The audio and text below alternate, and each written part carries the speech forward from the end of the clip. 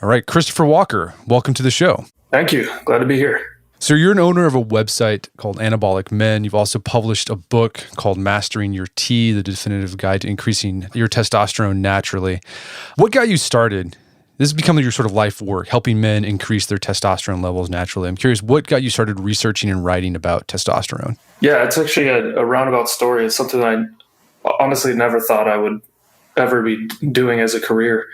And then I actually fought it in terms of becoming like a business, because I was like, I just want to do this. But I guess starting from square one, it was the reason that I never expected to go down this road was because, I was pretty young. I was a teenager when I was about 19 years old when I started I was actually still in high school. I think I was 17 when I started to actually have the symptoms of something was going wrong with my health. And, I was not aware even of nutrition or anything back then. So I just kind of went along with things, thought it was just, stress for no reason kind of deal.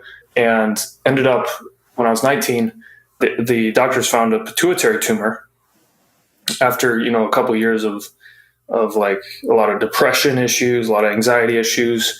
I had to actually take a year off of college because I just couldn't cope with things. And there was a lot of stuff going wrong, a lot of insomnia, just all these symptoms of hormonal imbalance. Eventually it became, a thing that I went into my doctor because I had no sex drive as a 19-year-old. And I said, hey, I just need a blood test. It was crazy. And this is what kind of got me onto my current belief of helping people do things naturally now, because back then, it took 2 years for them to even do a blood test on me, a 19-year-old with like, a lot of issues, a lot of health issues. And I thought that was insane. So when they finally did the blood test, it became evident that something was wrong. Like right away, my general practitioner sent me to a hematologist oncologist in Northern Virginia. I went to that guy. He did like a full blood and hormone panel. Instantly said, you have a brain tumor in your pituitary. I would bet money on it. So we got an MRI, found it. Boom. At least I knew what was going on and how to go from there after that point. But what I thought was so insane was like they were putting me in therapy programs. They were putting me on all sorts of like antidepressants and all these drugs. And when it comes down to it, none of that was the issue. It wasn't a behavioral problem. It wasn't an antidepressant deficiency. It was really just I had a tumor, and no one ever thought to do a blood test. So that kind of that experience basically instilled the passion in me. I was like, oh my gosh, this is kind of a messed up system right now. And then later when I started to teach and write about stuff, that obviously became laced, that sentiment or that ethos like became laced into my mentality of, why I think it's really good for people to explore a natural option, because a lot of people's health problems don't have anything to do with a drug deficiency. And drugs have helped a lot of people, but they've hurt more than they've helped. And I think there's a current resurgence right now that's really cool of the natural, going back to our roots and figuring things out naturally and have a problem-solving mentality. There's like an awakening kind of happening generally, but there's still a lot of work to do on that end. And so that's what got me into it. The pituitary tumor, one of the biggest symptoms, the one that I cared the most about, was low testosterone. My testosterone was 11 nanograms per deciliter, which is basically zero. The tumor was acting like a blocker, so blocking hormone production in my pituitary. There's a couple other types of pituitary tumors. Some of them, the other three types actually hypersecrete. So then you have people in that case with like, extreme growth, other sorts of hormonal issues because of that hypersecreting tumor. But mine was a blocking tumor. So it was blocking all the production of these key hormones that I really needed. And so it became my personal, problem to solve. And all I cared about was testosterone because I was 19. I was like, I need to have a sex drive. And but I was tired of the drugs. I knew how terrible it made me feel. So I set off to figure out how to do it naturally. And that's kind of how this all ended up. I got my testosterone to almost 1,200 nanograms per deciliter completely naturally with, nutrition, like smart nutrition, smart stress management, training, etc. I kind of ran the gamut and tried to figure it out, tried all this different stuff. And then after that, a lot of my friends were asking me how to do it. I ended up writing a book. That book turned into a website, eventually turned into partnering with Ali Cuopola on anabolicmen.com. And now the book is in its fourth edition, Master Your T, like you said. And here we are. Here we are. Well, so do you still have the tumor in your pituitary gland? So I actually haven't gotten an MRI in a couple years. I would imagine it's not there. It might sound like a radical thing to say, but one of the things I've been doing is fasting for almost 8 years now. About 8 years. And I did the fasting initially to try and get rid of the tumor. I need to go back definitely and get another MRI. It's been a few years, but it hasn't grown at all in terms of last time I got it checked. And I think it's potentially gone because all the symptoms of it have been gone for many years. That's interesting. And how do you know why these tumors pop up? Is it just genetics? Is it environmental? A combination of the two? I have absolutely no idea. That's one of the things that I haven't been able to figure out, like trying to self-examine and look back, like where did this come from? Because I was always like really active. I was in great shape, through high school, an athlete. It might have been caused by a nutritional issue. That's the only thing I could think of, because really my diet when I was in high school and middle school growing up consisted of like frozen foods, pizzas and whatever, chips, Gatorade. That was about it. So it could have been a nutritional stressor. But other than that, I don't really know where these things come from. They're surprisingly common, though. It was one thing I learned was that more people have pituitary tumors than they know. And I've actually talked to people since then, personal friends who they'll tell me their symptoms will kind of like open up and be vulnerable about what they're going through. I'm like, I guarantee you have something going on in there. You would definitely want to get an MRI. And still people, when they hear that, even though I've had the experience with it, they still are reluctant to accept it, and which is interesting, but they're actually really common. Right. Yeah. I think recently there was a book that was turned into a movie about a guy who didn't find out he had a pituitary tumor until his 30s. And then he got rid of it somehow, through medication or surgery. I don't know what he did, but then basically he like went through puberty during his 30s, and he just talked about the experience that it was absolutely insane. Like acne showed up, sex drive was just out the roof, never experienced that before. It was just like what you experienced during puberty when you're 13, 14 years old. Do you remember the name of that movie? I'd love to. I can't remember it. I thought we'll put it in the show notes. Okay, cool. Whenever I look back at it. But he didn't know. Like all through high school, he thought he wasn't developing like the other guys, but he didn't think it was anything more. He was like, I'm just a late bloomer. And it wasn't until his 30s that he finally found out, oh man, I haven't gone through puberty yet because I had this pituitary tumor that was preventing testosterone, which is like, that's what kickstarts puberty, right? That androgen. Okay, well, so you had a tumor that basically stunted testosterone production. We'll talk later on about how testosterone is produced in the body, because I think it's important for guys to understand so they can know how to tackle the problems of low T. But besides pituitary problems, and what other things cause low testosterone in men? Because I think I've read research, and we've written about it on the site, that testosterone levels in men in the West have been decreasing for the past century. So what does the research say is going on there that you've found?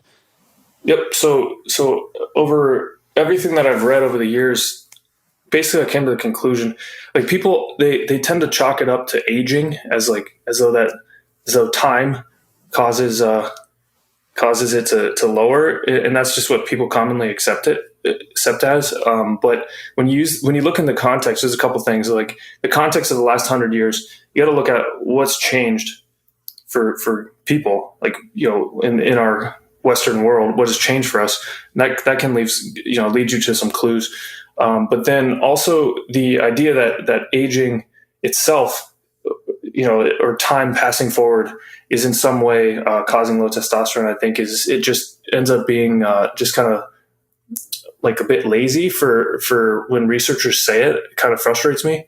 So because it doesn't tell you the whole picture, it's kind of like they just accept it and then stop there. The thing is, aging is there's a lot that goes into aging. If you take, for example, if anyone listening to this, if you just kind of picture two people, we've all seen it. There's like basically around 50 years old, you can typically, like, I know people that are 50 that look like they're 30. And then I know other people that are 50 that look like they're 70. So what's the difference between those two individuals? What it really comes down to is it's on a cellular level, obviously, but it kind of goes up to a more macro level, which is more tangible for people to understand. It has a lot to do with micronutrient deficiencies, which accumulate over time, and a lot of us end up starting on our deficiency train, when we're kids. Like, think back to what I was just saying my diet was as a kid. It was terribly nutrient deficient, right? So if you accumulate that and push that over decades and decades to the point where someone gets into their 30s, 40s, and 50s, that's why a lot of people start to experience problems with their hormones, and they never had those problems before. It's basically because it just, at that point, seems to be where the kind of the combination of these micronutrient deficiencies, these key, which are really raw materials, so people understand what they are. The vitamins and minerals are the raw materials that your body needs to produce hormones. And it needs these things to regulate your metabolism through your thyroid gland, and so forth. So what happens is when it starts to run out of these things, if you're not getting it in your diet, and also if you're not assimilating these things in your gut, it's going to start, what your body does, it will literally pull and create this material from other tissues also. So in other places inside the body. So just through like processes where maybe it has to take something like 2 or 3 steps to get, some vitamin that it needs to fuel this other thing. But eventually you kind of run out. And that's when these health problems start to happen. It's also around the time when people, when they're in the 30s, 40s, and 50s, they start to have all these health issues because a lot of the stress has begun accumulating and starting to manifest in symptoms that are unavoidable or unignorable at that point. And, this is, I guess, if there's one thing to point at, it's the elevated cortisol levels. Cortisol is important to have in a balance and to utilize for certain, reasons, especially the topic or the example that I like to use is, get out of the way of a taxi, for example, acute things, right? So things that are going to activate your fight or flight response in a survival scenario, or in a scenario where it can be constructive. For example, during weight training or some kind of physical training that you can then recover from and become stronger because of it, but your body does require an increase in cortisol to actually lift that, whatever it is, 250-pound bench, 300-pound bench, whatever you're doing.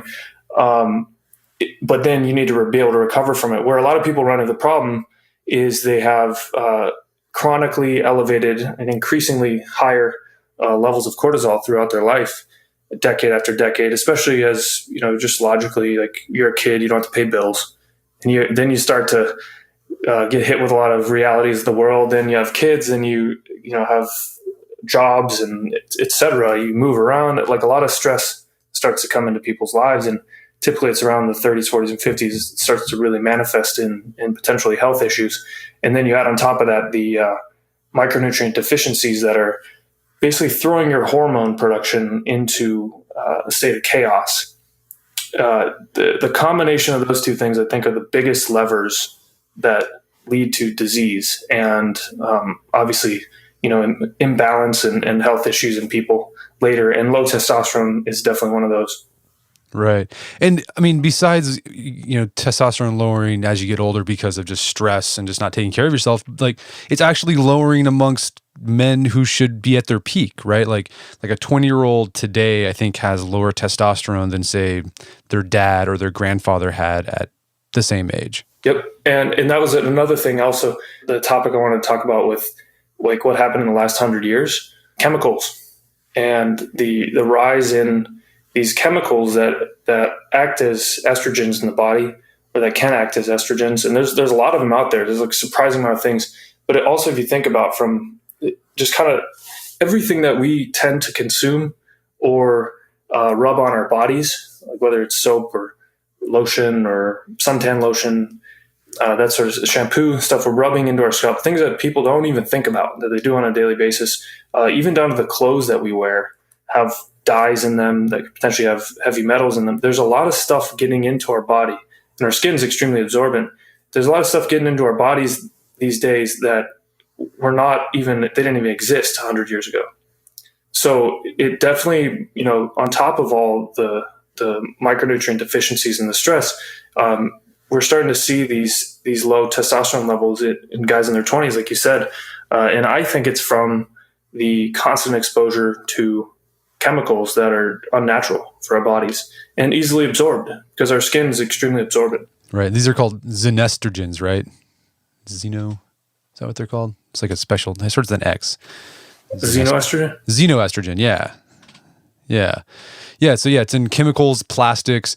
I've read that even from a pediatrician that he's been noticing, just sort of anecdotally, an increase in hypocytius, I think is what it's called amongst young boys. Is basically it's when the penis doesn't fully develop. And so the urethra, instead of being at the tip, it's like at the bottom or closer to the scrotum.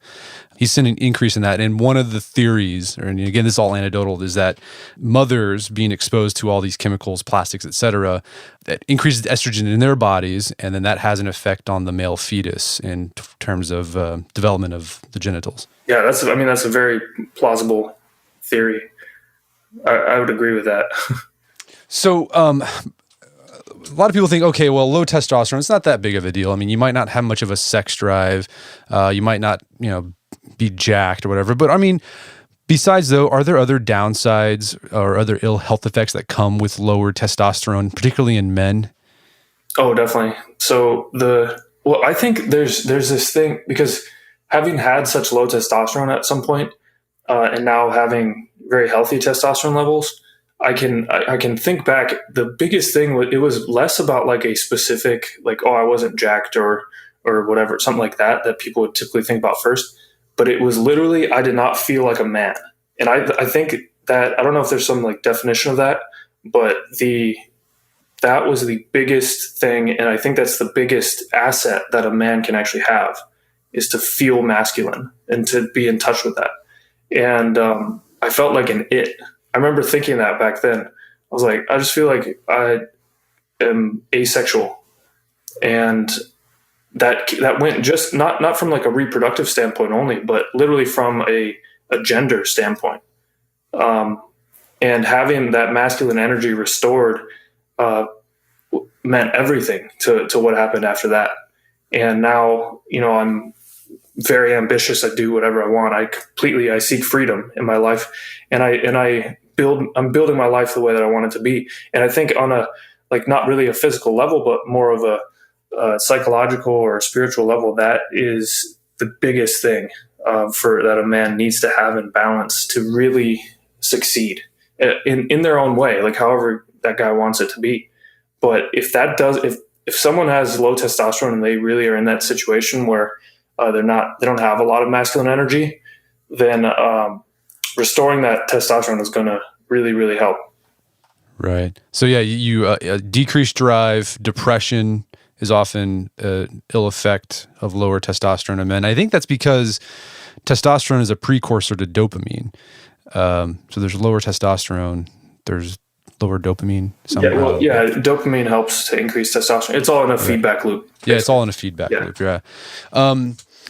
So what are the benefits of optimal testosterone? I guess you've been kind of mentioning it. So you just have more energy, more vitality.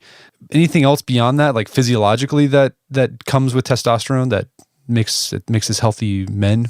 Yeah, hair growth. That was a big one. I can grow a pretty good beard now. That was good.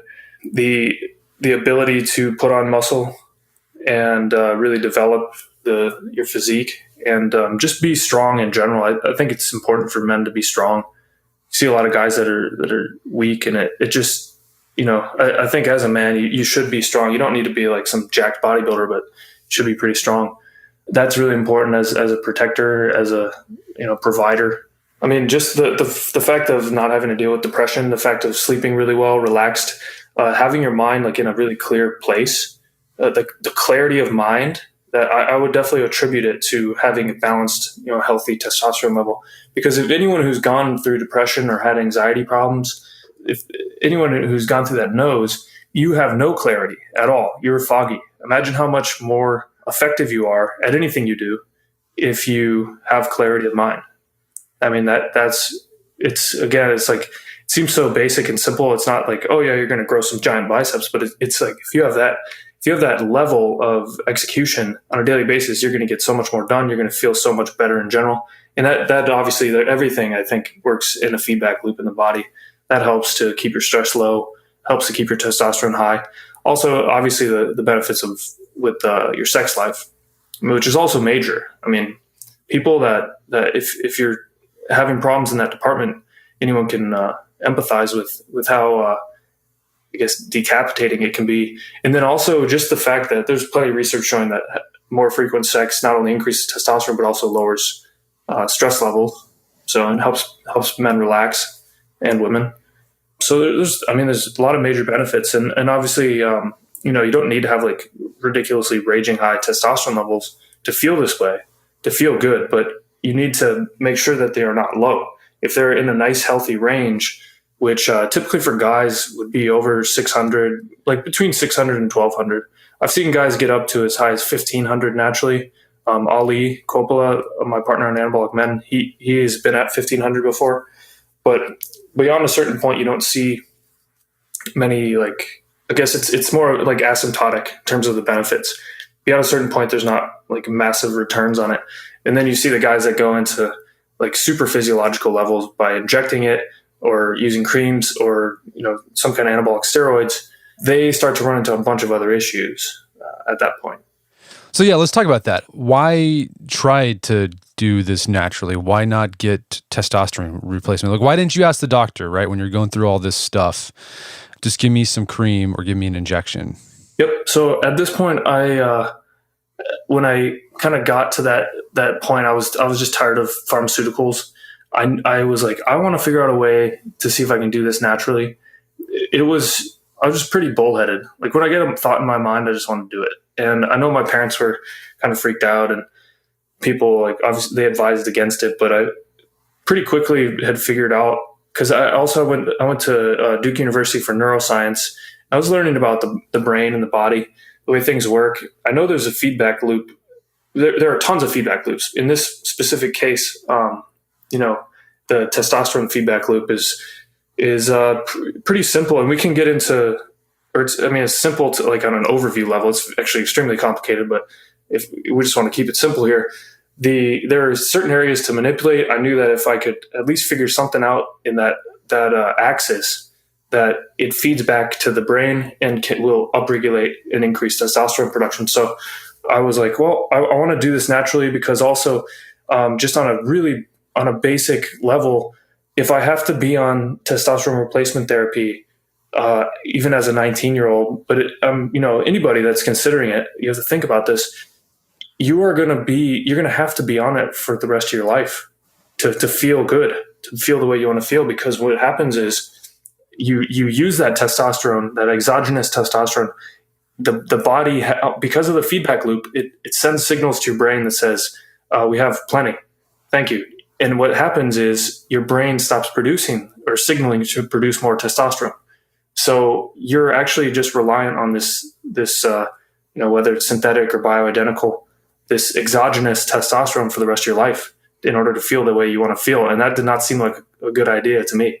So I thought I'd try my hand at figuring it out naturally, because I know also with the feedback loops, and this is something that a lot of people get worried about. They're like, oh, well, what if I get it too high?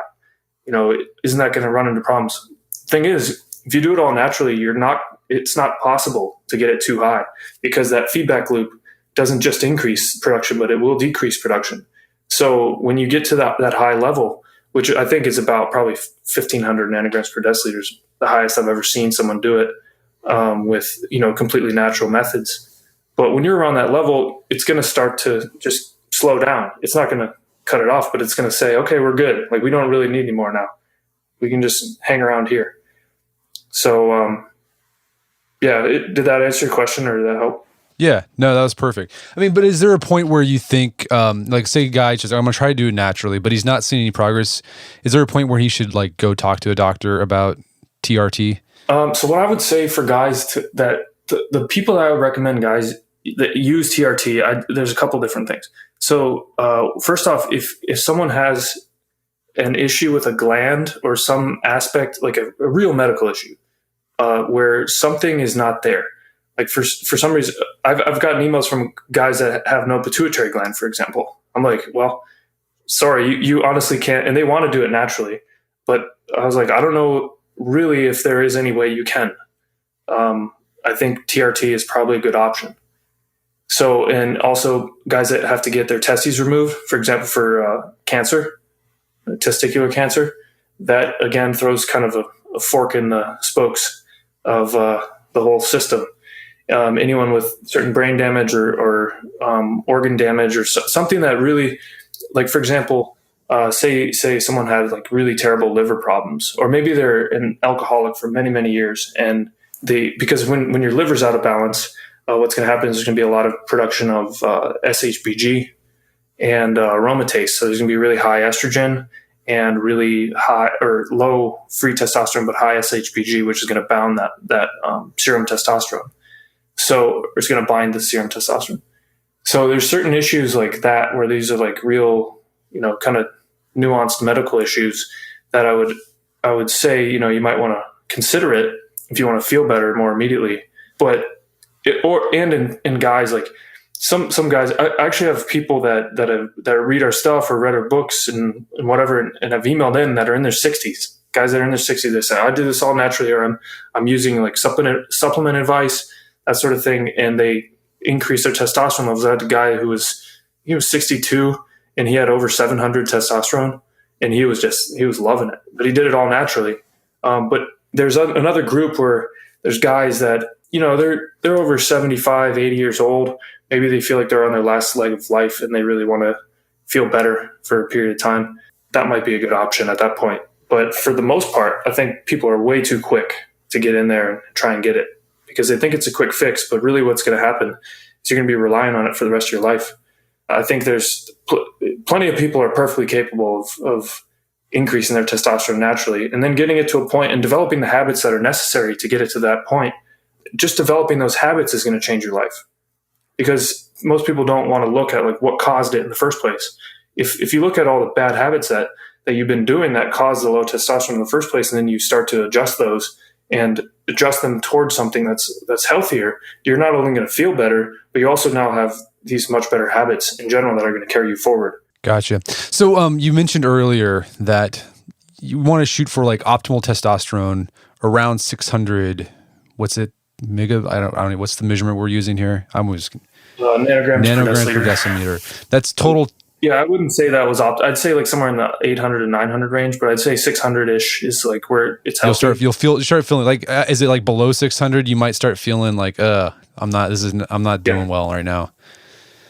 Okay. Yep. Well, I mean, so how do you recommend guys go getting tested? Because when I wrote our series about testosterone a couple years back, I remember we got a lot of comments saying that when these guys go to the doctor and say, I want a testosterone test, but like their doctors were really reluctant to give them a blood test for testosterone, which is really simple. How do you go? I mean, what's the best way to go get tested for your testosterone levels? Yeah, I mean, luckily now there are a lot of services out there that make this easy, because I think personalized medicine is really becoming a thing. It's going to be a big movement here in the next 50 years. But something like Wellness FX offers testosterone tests. Life Extension offers a ton of tests. And so if people haven't checked out Life Extension, it's pretty good. There's, they do mail order tests. I just saw another one called, let me look it up. I think it's called WellPath. Yeah. Let's see. Customized. Oh, this might not be the one. But there are some other ones. I saw another one they're advertising a lot on Instagram right now. Oh yeah, WellPath. It's not this one. This is like a shake. But there's one that's advertising on Instagram a lot right now that they do saliva testing. Obviously, blood testing I think is more accurate if you're trying to measure how much testosterone's in your blood. But saliva testing is still a measurement point. It's like a scale. That's how I view it. It's like if you're going to test saliva, then just keep testing saliva if that's what you want to base your point of reference on. But now, yeah, there's a lot of options out there. And what's that other? Do you know? Are you familiar with Wellness FX? Oh, it's Talking 20. Yeah, I'm familiar. Yeah, Talking 20 is the other one. Not familiar with them. Yeah, they're like the alternative to Wellness FX. And do you recommend, like, how do you go about getting tested? Because from what I understand about testosterone, and we haven't gotten to it yet, but how testosterone is produced, there's so many moving parts and there's this feedback loop and it's highly sensitive that you can go in and measure your testosterone on one day and it's out the roof. And then the next day measure it at the same time and it's like way down. So how do you go about measuring your testosterone so you get a good outlook of what your testosterone, like your base testosterone levels at? I would take multiple data points for someone, if someone's concerned with that, or I would always measure under the same conditions. So, for example, obviously if you're going to measure under the same conditions, say if someone was going to if you were going to test it in at 10 a.m. and, you weren't drinking a lot the night before, or you had like the same kind of level of sleep as the previous test, that'd be a pretty accurate reference point in terms of like looking at different areas, as long as you know what variables you need to control for. And then the other option is to, if you can afford it, to take multiple tests at different times of the day, and then also to control for similar variables every time you do it, because you could have a different level potentially in the morning that you do in the evening, and you likely will. But what you'll find is there will be like a standard deviation basically. And as long as you know what to expect there, also as long as people don't, really emotionally tie themselves to like always having the perfect level, but really staying within a good range, I think that would be helpful. Yeah, that is helpful. Because you're right. Your testosterone levels do peak in most men in the morning, which is why it's hard to go to the bathroom when you first wake up in the morning. You guys know what I'm talking about here. Yeah. So yeah, and other kind of weird things too is like I've read that research has shown that your T levels actually increase generally in the fall for some reason, and like Thursdays are a day that, I don't know, that might be just sort of like some kind of men's health stupid study, but that wasn't something else I've read. Oh, that's it. Yeah, I've never seen those, but yeah. It kind of makes sense. Like you could correlate that. Thursday, like the week starts getting really, really long. People are getting tired. Thursday's like at that point, maybe the stress is built up. Right. All right. So a blood test is ideal because you can actually see what's in your blood. Saliva test is just another data point. And yeah, you can get this online. You don't necessarily have to go to your doctor. Of course, if you go to these other services, insurance doesn't cover it. But I think the price you're going to pay, I've seen like $70 to $100 for a serum blood test, and it'll tell you your total and free testosterone levels. Yeah, exactly. And I think, if someone wants to get a bit more extensive on what they're looking at, it does help. It helps to know, because like, for example, if somebody measured free serum, DHT, cortisol, and E2, then they have like a gauge on the estrogen levels, then that will be a really good test to take regularly. Because if a lot of people, they'll get a test and they'll send me a test that they have and say, hey, what do you think about this? But it's like just serum testosterone or something, and it's low. So I have no idea what they should do with that, right? Because if they had these other markers, it would help to know, even SHBG is a really, really good one to test. If your SHBG is really, really high, it's pretty damn obvious why your free testosterone is low. That it's because of your SHBG. So then that's not that difficult to regulate. And then it's like you're saying is like when you understand the system, then you can know where to go in. So if you have more data points, it's really helpful. Okay, so we've been throwing around terms like total free testosterone, SHBG. So a lot of people, there's a misconception like, I look at my total testosterone number, that's going to tell me everything I need to know about my testosterone. Like I've got a really high total testosterone, but like I'm still not seeing the effects. So what's the difference between total testosterone and free testosterone, and then what role does SHBG play in that? Yep. So basically, the common two measurements are the total and free. There's also the albumin bound, but typically they lump that in with the what they lump it. I think they lump it with free or with total because it can easily be turned into free. Like you can easily break the albumin binding. The SHBG is basically a hormone is produced by the liver, or it's a protein called sex hormone binding globulin. And what it does is in the bloodstream, it binds to the testosterone molecule. So when it's bound, that testosterone molecule now cannot bind to an androgen receptor. So you want and SHBG is necessary in the scheme of things. It's necessary as part of the whole feedback loop. But what happens is, the bad thing is when people have too high of SHBG and they need to lower it.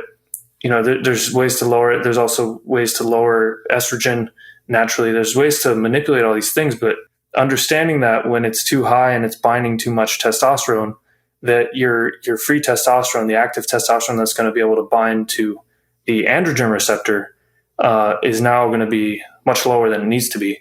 And then you're going to have the downstream issues, the fact, any of the symptoms associated with low testosterone.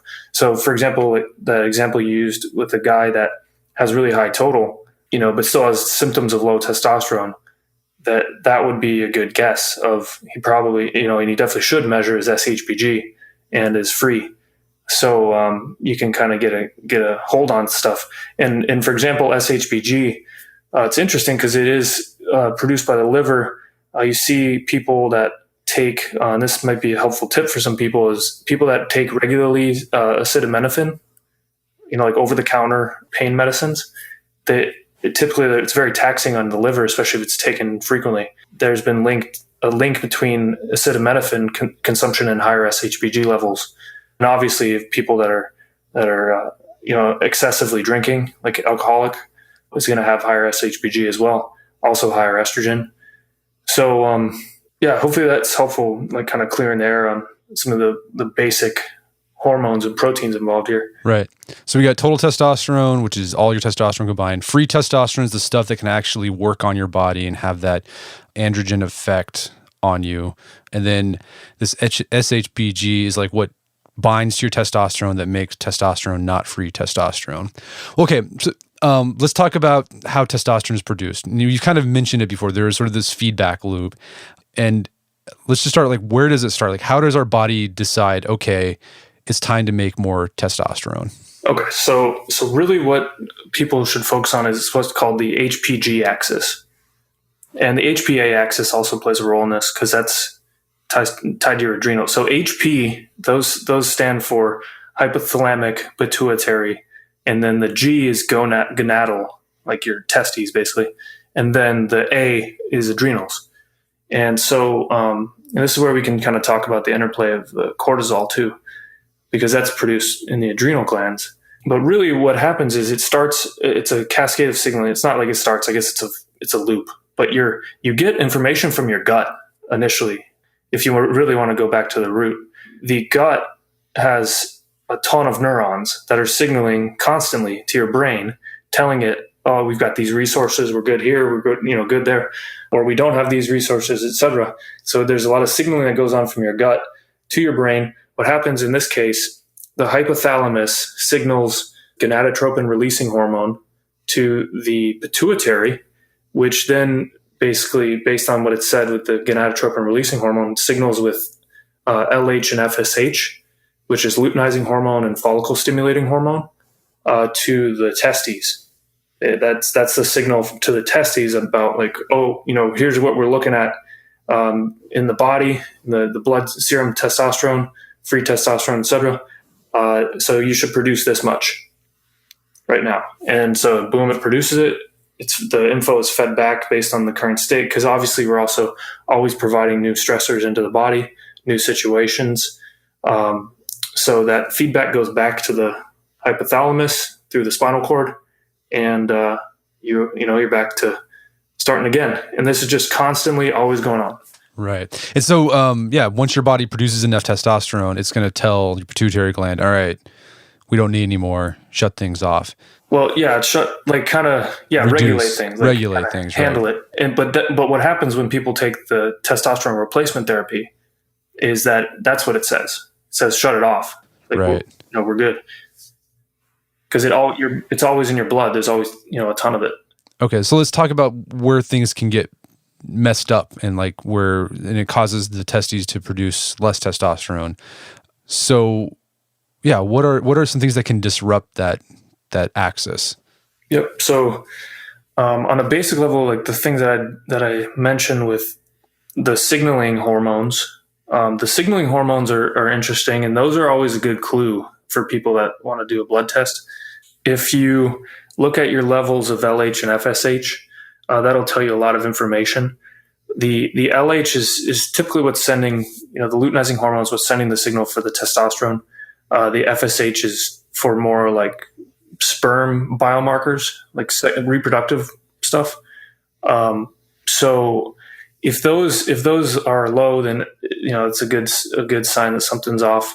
Then I guess let me think of other hormone. Well, the cortisol in the adrenal gland, cortisol basically is antithetical to the testosterone also, but it's regulated through the same. The top of the axis is the same. So if something goes wrong in that signaling, obviously if you're producing, you have like excess cortisol production. It's initially, interestingly, coming from the same place as the testosterone production. However, they act opposite of one another. I guess what else? Maybe did that answer the question? Or yeah, what role? So you mentioned estrogen levels. Like men have estrogen levels, right? Yeah, like it's healthy to have estrogen, but too much can be a detriment. So how come too much estrogen in the body disrupts testosterone production? Estrogen is interesting because also right now, if we want to talk about what the last 100 years, men also have much higher estrogen levels than they used to because of chemicals and stuff. But so basically estrogen, you need to have a good balance. And it's really like people, if you want to get more granular, but more accurate with things in terms of what to look for is the testosterone to estrogen ratio. And, people basically when that ratio is off, like when the estrogen is too high compared to the testosterone level, that's when they start to have the issues with the estrogen. Not necessarily, and I remember, so you'd mentioned the increase in estrogen. Your body's naturally going to try and maintain a ratio there, a healthy ratio. So that's really why you see guys start producing more testosterone. They also will see an uptick in their estrogen levels. However, if that ratio is good and healthy, where it should be, you're not going to have any symptoms of higher estrogen because of the ratio is really what controls it. So, wait, was that helpful? Is that what you were asking? Yeah. No, yeah, that makes sense. Cool. Okay. So we've got this system in place that there's a feedback cycle that determines how much testosterone we have in our body. Let's talk about what we can do to manipulate this or optimize this feedback system. So I think a lot of guys, when they're like, I want to increase my testosterone, the first thing they do is like go right to searching for a supplement that will fix the problem. But in the book, you don't advocate for that. What should men do first when they're wanting to increase their testosterone levels? Yep. So we actually, this is honestly the most common question in terms of like, what supplement should I take? So everyone going toward the supplement right away. And, I own a supplement company called Truth Nutra, but in the essence of like what to actually is going to solve the problem, I was trying to figure out a way to illustrate this visually. And in the book, in the beginning chapters, there's a pyramid. It's what we came up with. We were like, okay, how do we visually illustrate this so anyone can think about it? And then I could, obviously speak it over a podcast or a video or kind of have it so it's easy to understand. The base of the pyramid is what's the most important thing to do to optimize your testosterone. And on the top of the pyramid is the least important, but it's still part of the pyramid and still helpful, right? So the base of the pyramid is micronutrients. And this is what it all comes back down to. You need the raw materials available to be able to produce the right amount of, each hormone and keep that in a balance. So the micronutrients also, it's like insanely simple, but most people, it's like almost too simple where people want to just ignore it, but it's so simple. And it's radically simple because there was a field of research back in, I think it was in the 80s, called nutrient therapy that got totally just hammered by the pharmaceutical companies. But it was doing some revolutionary things where they were using these nutrients to cure major disease, like quote diseases in people. And there's still a guy out there that does it named William Walsh. He's a PhD in biochemistry, and he cures people of schizophrenia and other psychological disorders using nutrient therapy, which highlights really how powerful it is when you bring the nutrient balance back to where it should be. So the micronutrients are really, really important. And one of the easiest ways, obviously, if you can get the data, it really is very helpful. There are micronutrient testing companies. You can also order blood tests that will give you, your micronutrient levels. But the one that I recommend, I met these people in LA a few years ago. It's called Reset Yourself. It's a hair analysis of like baseline micronutrient levels, and they give you all the helpful ones basically that are required, the essential ones.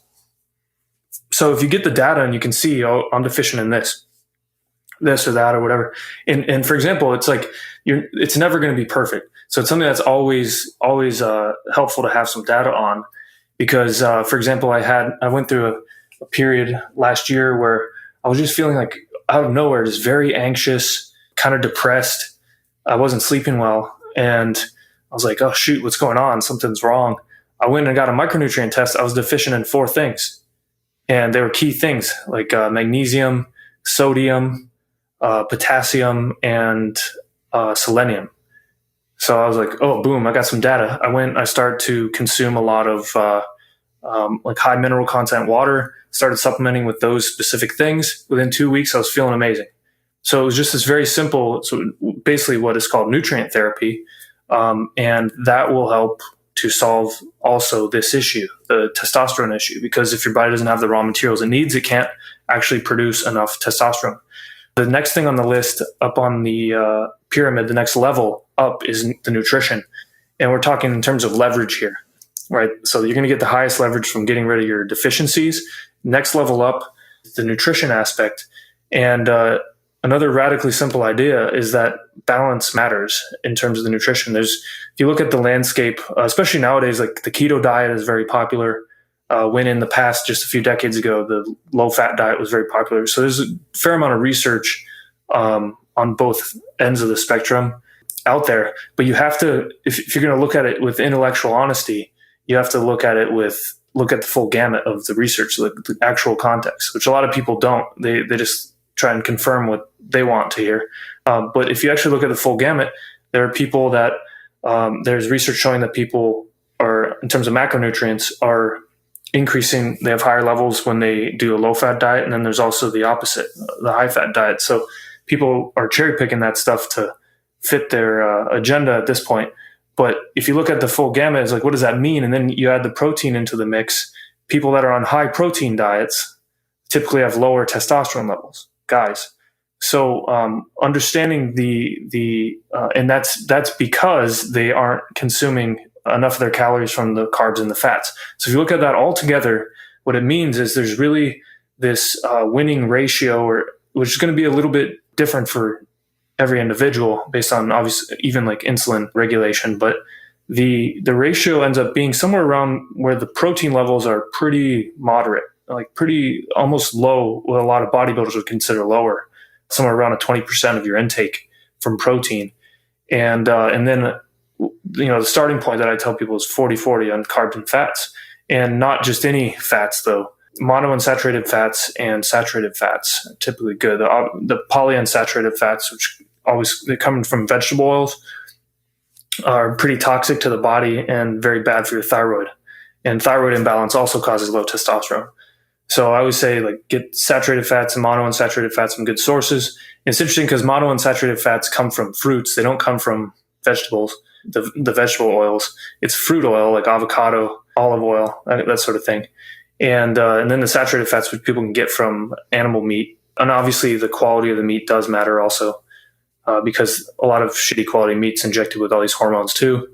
It's like this constant minefield to be aware of, But yeah, on the nutrition side, really having a balance, not eating like a ton of protein all the time, which is something that a lot of bodybuilders think, like, oh, because I'm a bodybuilder, I'm manly. But there's tons of research showing that competition level bodybuilders have extremely low testosterone, especially when they're dieting. So yeah, hopefully that's helpful on the nutrition side. And I obviously go in a lot more detail in the book, but also on anabolicmen.com. If any of you guys want to Google that, we have like specific articles related to carbohydrates, to fats, to protein. It's all up there for free. Then on the training side, Well, the lifestyle is actually next up on the pyramid, and the lifestyle elements that includes stuff like sleep. Sleep is extremely important. Anyone who's dealing with low testosterone, I just tell them across the board to sleep 8 to 10 hours a night until you're feeling better. A lot of people sleep way too little. They see it as a sign of strength to sleep less. When in reality, it's leading to a hormonal imbalance over time. And there's probably ways to sleep less in a healthy way, but it probably takes a long time. Things like meditation. There's research showing that when people are meditating deeply, that they don't need as much sleep. But very few people meditate on that level, And also, this includes things like sex in that element of the pyramid. If you're having more actual contact, sex, there's obviously the difference between autoerotic touch, like basically masturbation, and then actual sexual intercourse. The sexual intercourse has been shown to increase testosterone levels reliably in men. But then the masturbation, it's interesting because it only depends on basically the amount of guilt that the person has. That's what it seems over the process. The ejaculation itself is, the body can tell like when it's not authentic, but it seems like there's a cortisol rise in studies where they somewhat feel guilty for having done it, which is also kind of strange because it's a study of like people masturbating. So it would probably be a bit skewed because it's an odd, who would feel comfortable in that scenario? Right. Sign me up. And so also just relaxing, making time for play is also, because that just reduces stress levels and things like that. Yeah. Oh, definitely. Yeah. Anything that's going to help people regulate stress. Stress is probably the biggest, huge lifestyle lever that someone can pull. If you can lower your stress, you're going to just be feeling much better because that cortisol does lower your testosterone. All right. So beyond lifestyle, it's training. Any particular type of training? Yep. So in looking at all the research out there, I basically put together a formula I call the testosterone work principle. And it essentially comes down to activating as much muscle volume as possible in as little period of time as possible under a stress threshold. So each of those elements matters quite a bit. But that's based on, I was looking at actual research of researchers that were trying to elicit as much testosterone and as much growth hormone as possible from training. And they were looking at elite athletes, and a lot of this research is done in elite athletes, and then comparing elite athletes to regular people to try and figure out how they can get an edge, for these Olympians or whatever. But it's pretty cool because what you see is by activating a lot of muscle volume. So, for example, sprinters are a common subject in these studies. So, but if you look at a sprinter's body, it's like the classic thing of, it's like, holy shit, all these sprinters in the Olympics, they look amazing, right? Their physiques look great. A lot of them are also juicing, so I'm not going to be naive about that. But, in general, even people like high school sprinters, they tend to have better physiques than a high school distance runner before the juicing is introduced. So the muscle volume activation really does matter, and the explosion really does matter.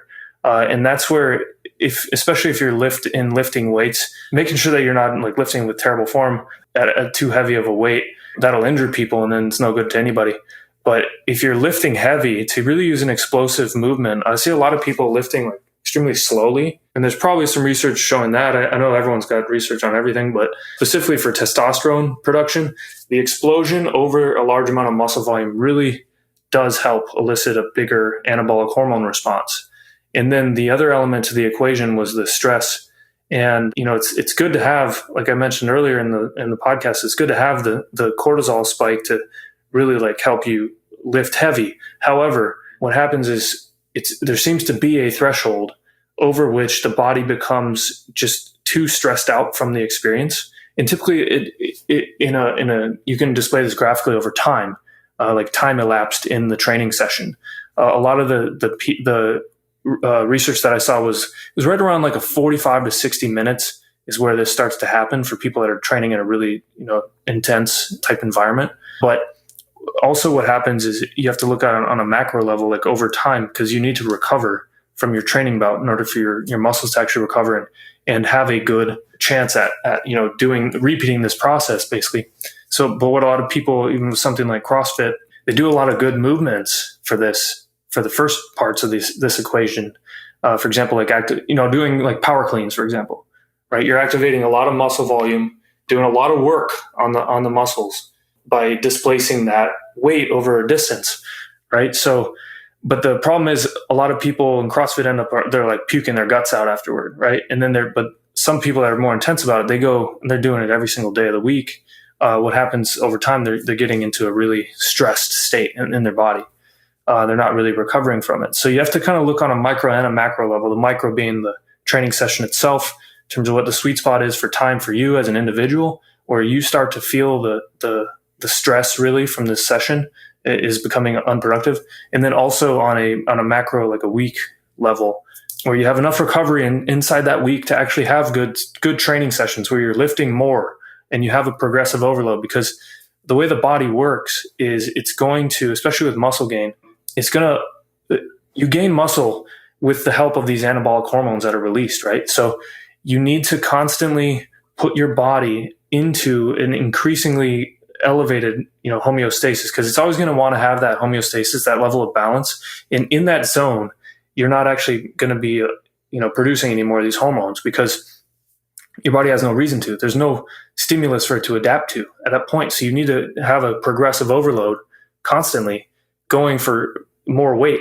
For example, it could even be just 1 pound on the lift or 2 pounds, but always increasing the weight and trying to do that at an interval that's considerable, like for every week or every 2 weeks, up increasing the weight in your lifts. That's going to help with this because what your body's going to do to respond to that increasingly high stimulus is it's going to release more of these anabolic hormones. And in turn, you're going to build more muscle. So, that's kind of like in a nutshell how the training principles work involved with this. And it is relatively simple. I mean, and almost logical. So hopefully that's helpful. Right. So basically lift heavy, explosion. If you're going to do cardio, do the high intensity training. Yep. Yeah. And like sprinting, that kind of sprinting and things like that. All right. So basically what you're saying, like, I think in my own life, when I did my own experiment with increasing my testosterone levels naturally a couple of years ago, basically just making simple lifestyle changes did it all, right? It was just like eating right, getting like exercising, and like just managing stress was the big one for me. So people who do that, they're gonna see a lot of bang for your buck. And then the capstone of the pyramid is supplements. So I mean, there's a lot of you go to like Whole Foods, right? And you go to there's like the men's section, and there's like Viper Cobra supplement or whatever. Like, yeah. Are there supplements that actually increase testosterone, or what does the research say on that? Yep. So basically, what I would advise is looking on an ingredient level. People are going to go look at the Viper Cobra, whatever, like Testo Max 10,000 or whatever you're going to see as a formula sitting there. But if you have a basic understanding of the ingredients that do increase testosterone, the specific minerals, the herbs that have good research behind them in terms of increasing testosterone, it can be more helpful in selecting what supplement someone wants to take, right? So in terms of the minerals, magnesium and zinc and boron across the board increase testosterone in the research, especially in people that are deficient in those minerals. Those are what I would consider the big levers to pull with the minerals. So magnesium also, it's really good for free testosterone specifically because it helps to control that and reduce the levels of the SHBG. So if that was something that from earlier in the episode, if people have higher SHBG levels and they want something specific to help regulate that, magnesium definitely helps. And then zinc is just in general, like really, really important for your body. It helps to regulate over 100 different enzymatic reactions in the body. And so if you're deficient, obviously it's going to be affecting all of those things, but especially in testosterone and androgen receptor availability, DHT production. So, we accumulated quite a few of studies and also over on Anabolic Men, we've got a lot of free content for anyone who wants to read more about magnesium or zinc. But there's just across the board, these things really do work and they help also with thyroid function. They help in the entire system, which one of the pitfalls that it helps to understand what works and then what really doesn't work. Cause there are things, like like the common things like fenugreek and saw palmetto that are really commonly marketed out there as T boosters, but they only increase testosterone levels in by basically blocking DHT conversion. So it's basically by almost like a negative manipulation in this system. So what people end up experiencing, especially with saw palmetto, is really common. People have like really, really adverse reactions to it in the same way that people have adverse reactions to a drug like finasteride. So because of that DHT blocking capacity. So it's important to stay away, also like be educated enough on the subject if someone's picking a T booster in the store to make sure that it doesn't have certain ingredients in it that could be potentially damaging. In terms of herbs, ashwagandha is awesome. Ashwagandha is so good for regulating. It's got a ton of studies behind it. These are it's like legit research, specifically with regulating stress. And then there's also studies showing really big increases in fertility biomarkers, sperm quality, that sort of thing. Also testosterone levels, and just like direct testosterone type research around ashwagandha.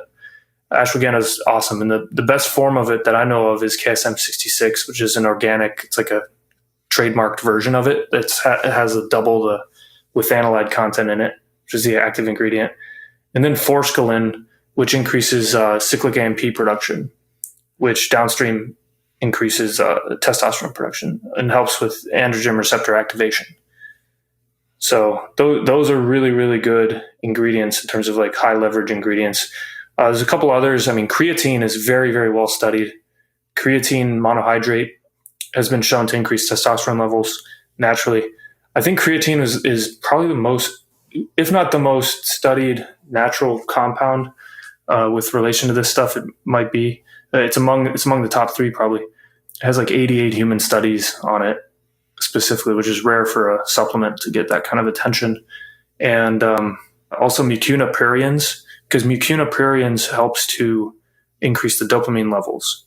And so what people are going to see is, not only an increase in testosterone levels, but they're also going to see a heightened, like good feeling, basically, in a way that's not like a euphoria where someone was taking more of an illicit drug that was working on the dopamine levels, but more of like a nice, calm focus type thing when you take the mucuna. So yeah, those are probably the high leverage things that work. So if you understand it on an ingredient level and the research around the ingredients, then that's when someone can make an accurate, assessment of whether a supplement that they're looking at is good or not. Gotcha. But again, this is the capstone thing. Like you wouldn't go to this first. Yeah, I would say that this is if you are doing everything else and you're making progress on all the other things and you want to really, enhance things, then start looking at this stuff, because it's also fun. I mean, it's fun to like mess around with. In my opinion, I enjoy messing around with different supplements and seeing how things feel, as long as I do my homework on them. Right. But yeah, some people just love supplements. Right. But so yeah, start off the base thing, eat a balanced diet, exercise, manage stress, and that's gonna take you a long way. And then to cap it off, maybe take some supplements if you're still having some deficiencies even after you do all those base things. Yep. Yeah, and then something like a good probiotic can really help someone, because really the first step in the sequence is really involves the food that's going into your gut and the ability to assimilate the nutrients from that food. So this is another really common thing nowadays. People have just really terrible gut health. So if someone thinks that they do, symptoms would be obviously stuff like diarrhea, brain fog, just poor digestion in general, like consistently. Probably have issues with that. So that's where a probiotic would be helpful. Awesome. Well, Christopher, this has been a great conversation. Where can people go to learn more about your work? So in terms of the content, anabolicmen.com. In terms of my company is truthnutra.com. And we've got plenty of free information across the two of those. And then our book is Master Your T for anyone who likes to physically read a book. Awesome. Well, Christopher Walker, thank you so much for your time. It's been a pleasure. Thanks a lot, Brett. My guest today was Christopher Walker. He's the author of the book Master Your T, the definitive guide to raising your testosterone. It's available on Amazon.com. You can also find more information about his work at anabolicmen.com. And also check out our show notes at aom.is/testosterone, where you can find links to resources where you can delve deeper into this topic.